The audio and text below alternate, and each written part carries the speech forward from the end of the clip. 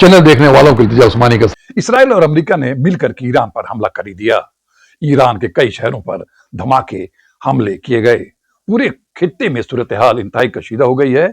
जवाब में ईरान ने मिसाइलों की बारिश कर दी, खास करके यूएई और बहरैन, कतर पर अपने बैलिस्टिक मिसाइलों से निशाना बनाया।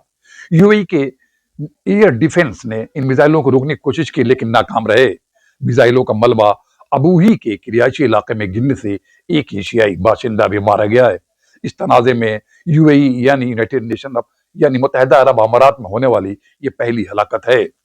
इस कदर यूएई के लोग डर गए हैं कि उसने अवाम को सख्ती से हिदायत की है कि वह गिरे हुए किसी भी मलबे या मशकूक चीजों से दूर रहें और उनकी तस्वीर बनाने या उन्हें छूने से गुरेज करें। हिफाजती इकदाम के तौर पर यूएई की फिजाई हुदूद को बंद कर दिया गया, यानी उसने अपना एयर स्पेस बंद कर दिया है।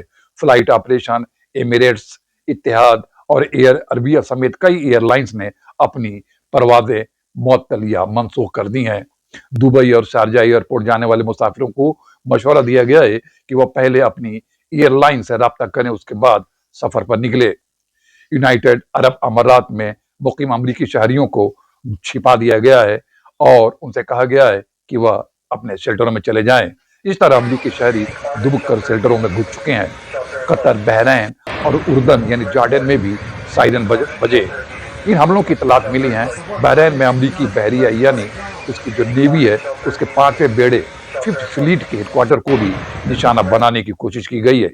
इसराइली डिफेंस मिनिस्टर ने इसराइल काटेज ने मुल्क भर में हंगामी हालत यानी स्टेट ऑफ इमरजेंसी लगा दी है और शहरियों को बुंकरों यानी कि शेल्टर में रहने की हिदायत दे दी गई है।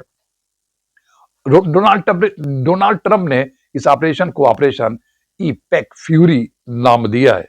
वो ये समझ रहे थे कि किसी भी तरीके से ईरान पर हमला करके उसको घुटने पर ला देंगे, लेकिन ईरान ने कह दिया है कि ये सिर्फ जंग ईरान की नहीं होगी, इसमें पूरे एशियाई मुल्क खास करके जो अरब देश हैं उनको शामिल कर लिया जाएगा। और इसी हिकमत अमली के तहत उसने यूएई, अरब, सऊदी अरब, बहरैन, कतर और जॉर्डन के अमरीकी बेसिस को निशाना बनाया है और बैलिस्टिक मिसाइलों की बारिश कर दी है। इसराइल पर भी मिसाइल चलाने की खबर आ रही है।